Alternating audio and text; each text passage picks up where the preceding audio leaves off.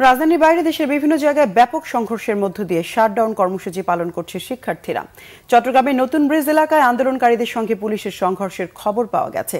চট্টগ্রাম কক্সবাজার রুটে যানবাহন চলাচল বন্ধ রয়েছে।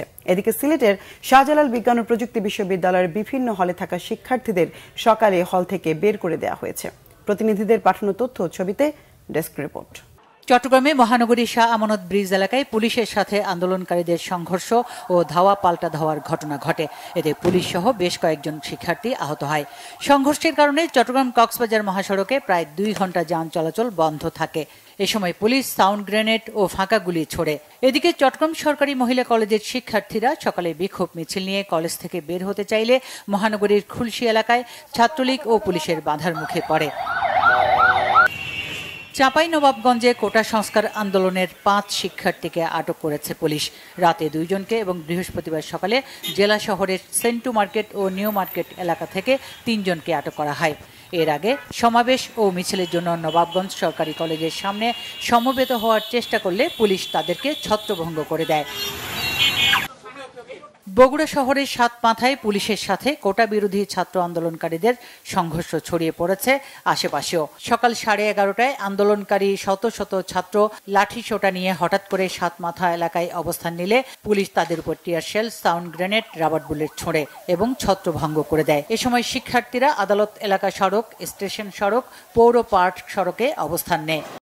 কমপ্লিট শাটডাউনে ঢাকা ময়মনসিংহ মহাসড়ক অনেকটাই ফাঁকা। যাত্রী কম থাকায় থেমে থেমে চলছে ঢাকাগামী বাস ও অন্যান্য যানবাহন। এদিকে ভোর থেকে বাংলাদেশ কৃষি বিশ্ববিদ্যালয়ের হলগুলো ছেড়ে গেছেন শিক্ষার্থীরা। কঠোর পুলিশি নিরাপত্তা বেষ্টনীতে খুলনা বিএল কলেজ ও জাতীয় বিশ্ববিদ্যালয়ের শিক্ষার্থীরা নতুন রাস্তা মোড়ে সড়ক অবরোধ করেছে। আর খুলনা বিশ্ববিদ্যালয়ের শিক্ষার্থীরা শিববাড়ি মোড়ে অবস্থান নেয়। বিভিন্ন পয়েন্টে তাদেরকে তল্লাশি করতে দেখা গেছে। বৃহস্পতিবার সকাল থেকে খুলনায় 4 প্লাটুন বিজিবি মোতায়েন করা হয়েছে। ফরিদপুরে কোটা সংস্কার আন্দোলনের কর্মসূচি উপলক্ষে শহরের বিভিন্ন পয়েন্টে পুলিশের পাশাপাশি অবস্থান নিয়েছে ছাত্রলীগ সহ আওয়ামী লীগের বিভিন্ন সহযোগী সংগঠনের নেতাকর্মীরা। সকাল থেকে শিক্ষার্থীদের দেখলেই তাদের গতিরোধ করছে। এরপর ব্যাগ তল্লাশি করে অনেকে পুলিশের সোপর্দ করা হয়। সিলেটে শাটডাউন চললেও আন্দোলনকারীদের রাস্তায় কোথাও নামতে দেখা যায়নি। সকাল থেকে নগরী ও আশপাশের উপজেলায় যান চলাচল ছিল স্বাভাবিক। বেলা বাড়ার সাথে সাথে বাড়তে থাকে যান চলাচল, তবে দূরপাল্লার যানবাহন চলাচল বন্ধ। এদিকে সিলেট শাহজালাল বিশ্ববিদ্যালয়ে সকালে প্রক্টোরিয়াল কমিটি আইন শৃঙ্খলা বাহিনীর বিপুল সংখ্যক সদস্যদের নিয়ে হল থেকে শিক্ষার্থীদের বের করে দেয়। নাটোর থেকে দূরপাল্লার কোনো বাস চলাচল করছে না।